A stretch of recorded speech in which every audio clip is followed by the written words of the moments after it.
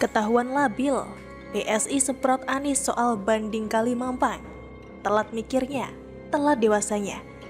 Ditulis oleh tim redaksi jurnal dari berbagai sumber. Kenapa kita akhirnya cabut? Karena dari 7 tuntutan, yang 2 tuntutan kan ditolak oleh majelis hakim, yang 5 ditolak. Sementara yang 2 juga sudah telah kita penuhi. Artinya Pemprov telah mengupayakan sebaik mungkin dengan sumber daya yang kita miliki, tenaga dari sumber dinas air, juga alat-alat berat yang kita miliki sudah bekerja sepanjang tahun. Kami menyayangkan upaya banding Pak Anies yang seakan tak mau menerima kenyataan bahwa pengendalian banjirnya belum serius. Warga hanya ingin Gubernur DKI Jakarta dan jajarannya serius menanggulangi banjir. Pak Anies tak berempati pada warga-warganya yang tidak hanya mengalami kerugian, tapi juga trauma, sangat trauma, menjadi korban banjir DKI Jakarta. Anies sebenarnya tahu bahwa dia tidak bisa kerja. Dia sendiri tidak punya konsep apa-apa. Mau meneruskan konsep Ahok, udah kadung malu. Justin Adrian Untayana yang menjadi wakil ketua fraksi Partai Solidaritas Indonesia atau PSI mencibir keputusan Pemprov DKI yang mencabut banding putusan banjir Kali Mampang. Anggota Komisi D ini mengungkapkan pengajuan banding yang dilakukan Pemprov DKI terhadap keputusan Pengadilan Putusan Tata Usaha Negara sangat konyol. Justin menilai keputusan Anies saat mengajukan banding terkesan pelin-pelan karena mengajukan banding 2 hari kemudian mencabut kembali. Ia dinilai telat mikir dan tidak dewasa. Sebelum dicabut, alasan banding yang dilakukan juga terkesan pelin-pelan.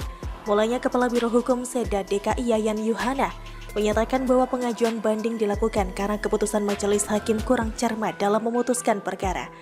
Dia juga mengatakan Pemprov DKI Jakarta sudah menyiapkan dokumen terkait dengan pengajuan banding. Beberapa di antaranya adalah dokumen pelaksanaan kegiatan penanganan banjir yang dia sebut perlu menjadi pertimbangan majelis hakim. Namun, pernyataan Yayan berubah. Ia menyebut pengajuan banding dilakukan sebagai prosedur standar proses penanganan perkara di Pemprov DKI. Justin pun menilai keputusan yang dilakukan Anies saat mengajukan banding tidak memikirkan warga.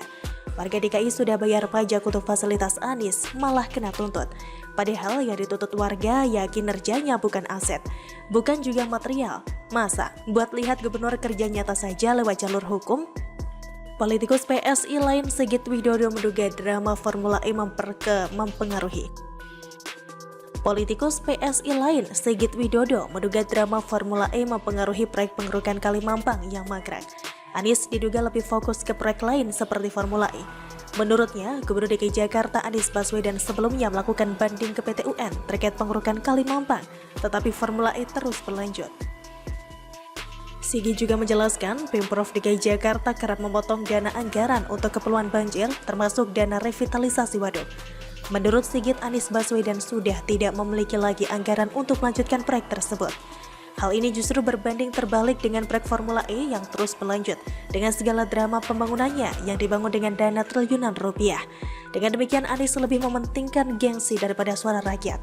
Sebab pengerukan Kali Mampang ialah hasil dari suara rakyat yang tidak didengar oleh Anies sehingga digugat ke PT UN.